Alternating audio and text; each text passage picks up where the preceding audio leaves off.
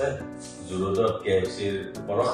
ইয়াতে গোটেইখিনি মানুহটোৰ পৰীক্ষা কৰে সিহঁতে ব্লাডৰ পৰা ইত্যাদি কৰি কিবা বেমাৰ আছে নেকি বা ডায়াবেটিস আছে নেকি তাৰপিছত ডিসিশন লোৱাৰ পিছতহে আমি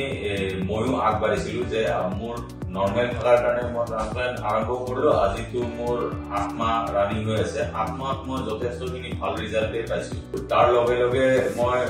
একেলগে জিএসটিও কৰি গৈছিলো আৰু সিহঁতৰ যি মেডিচিনৰ ক্ৰাইটেৰিয়া আছে সিহঁতৰ এটা ভাল কি থেৰাপিটো ফ্ৰী আছে মই নিজকে